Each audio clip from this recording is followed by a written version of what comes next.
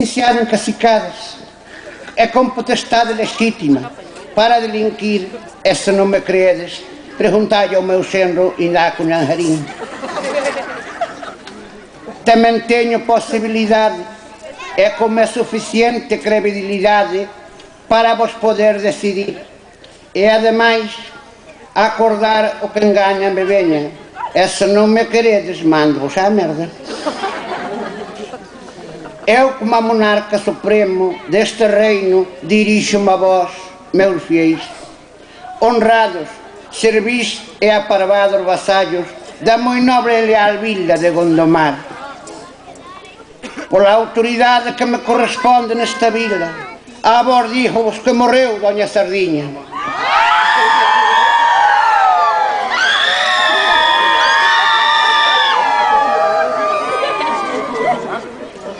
E morreu por cousa do amor.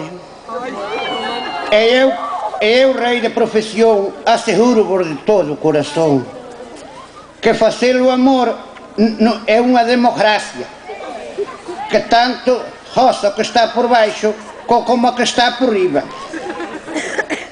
Pobre dela, Dona Sardiña, que morreu tan nova e con tantas ilusións dentro do seu corazón. Unha das súas ilusións era poder chegar a fin de mes, pero para iso só fan falta sueldos como os dos conselleiros do PP.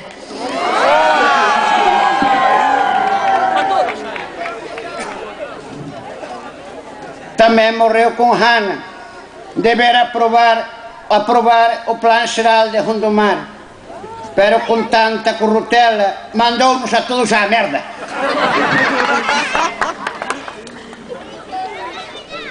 Antes do triste momento do seu finamento e coa sabiduría que ela tiña, díxome as seguintes cousiñas: quero casar en Couso, terra de moito nabo, para poder coller un bo mozo deses que teñen moito carallo.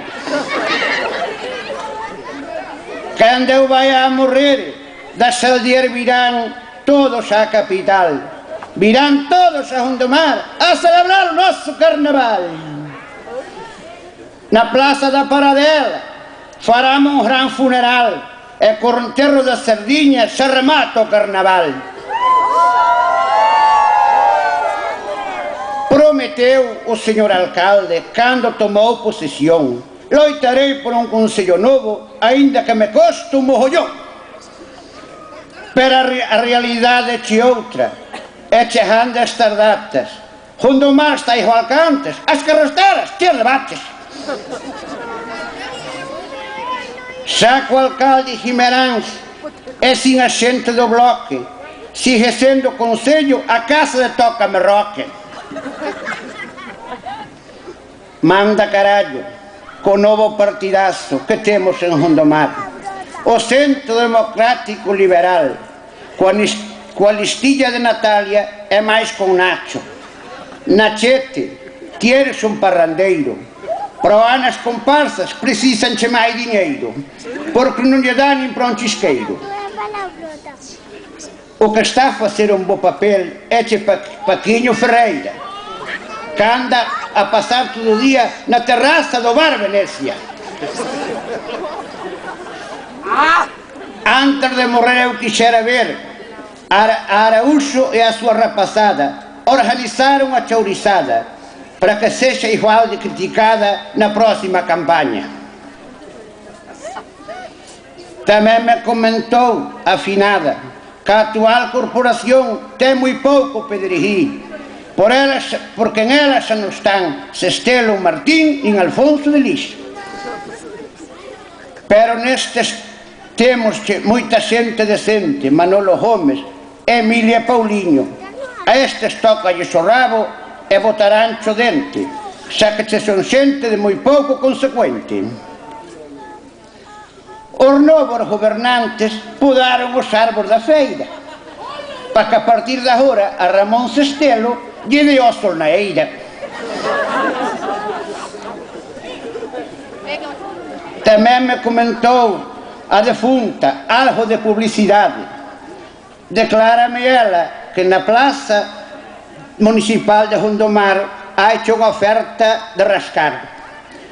Atención, señoras, se quieren comprar chourizo Silva para que fajan frita, chourizo Surjal, os mellores do Val, chourizo de Lis que se me acaban nun tris, chourizo Gitián e verede lo que dan.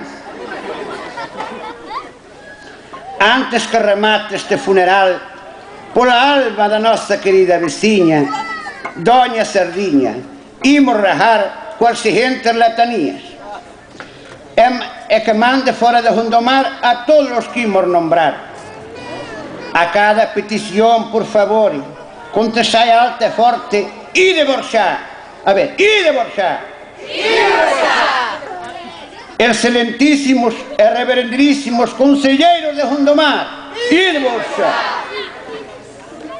Profesionais das cacicadas e manipulación, ide borxá. Defensores do parque eólico do Jaliñeiro, ide borxá. Os que lle pagades a reseco sin contrato, ide borxá. Os que permitides que as aguas fecais contaminen o río Morjadán, ide borxá. Os que propodes cobrarnos o recibo do lixo, ide borxá. A todos os que prometedes e non cumplides, ide borxá. E a todos os que criticades e non facedes nada, ide borxá.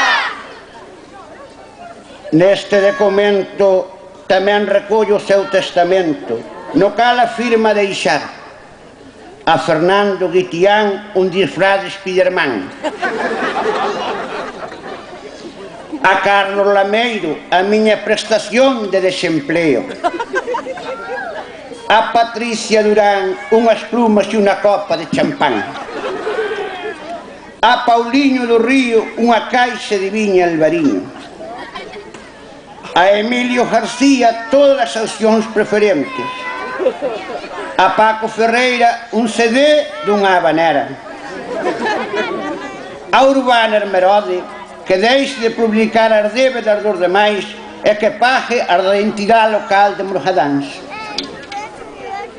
E hasta aquí chegou esta triste cerimonia, donde despedimos a finada Doña Sardiña. Ben-aventurados todos os que fostes mencionados. Preocupadevos os que non de vos non se acordou, xa que con isto demostra a nosa querida finadiña que pouca fe vos tiña. E hasta aquí chegou o noso entroido. Rematei a miña lavoura.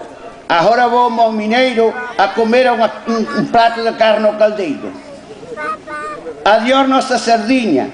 Prendílle unha hora que está que cheira, que con esta peste non hai quen coma a rosquilla de rosa a cristaleira. Bravo!